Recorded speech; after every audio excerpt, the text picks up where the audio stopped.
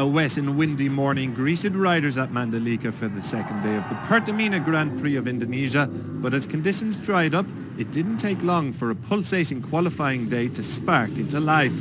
It all kicked off when several heavy hitters met in a stacked Q1 session. 8 world champions took to the track, but only 2 could qualify.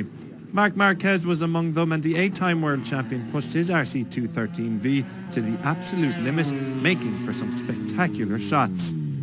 Riding on the absolute edge, the number 93 eventually went too far and crashed twice during the session. The first was at turn 13, leaving him in a race against the clock before he went down at turn 12, ending his Q2 hopes and now facing into a P15 start on Sunday. Also involved in the Q1 fun was Paul Espargaro, and despite a brilliant save during the session, he was unable to make it count and missed the Q2 cut.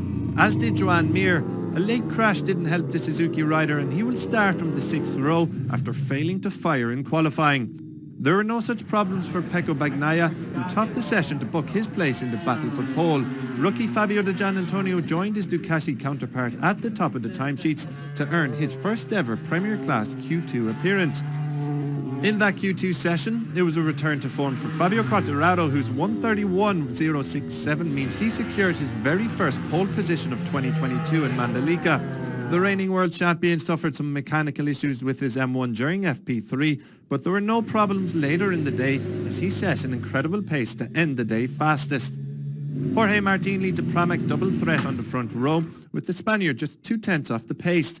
The number 89 will be hoping to get his championship bid up and running after recording a DNF in the season opener. It was a good day too for Johann Zarco, who struck late to ensure he returns to the front row for the very first time since his pole position in Germany last year. Fresh from a podium in Qatar, Brad Binder will be targeting victory this weekend as he starts from his best ever grid position in P4. Enea Bastianini dazzled everyone during the opening round of the season to take victory, and the Gresini rider will start this weekend's Grand Prix from 5th.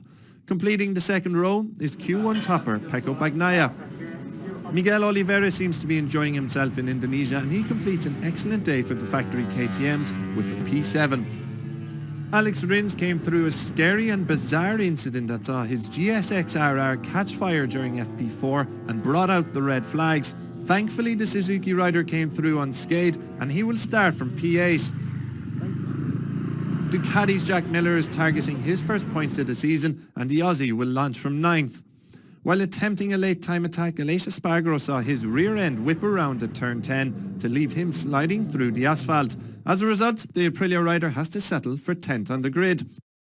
It's a best ever MotoGP grid start for Gresini's Fabio Di Giannantonio, with the rookie claiming 11th after his Q1 heroics. A crash at turn 5 didn't help Franco Morbidelli's chances of stringing a fast lap together, and to make matters worse for the Italian, he has been slapped with a 3-place grid penalty for failing to follow the correct practice start procedures. That's your recap from a manic day of MotoGP in Mandalika.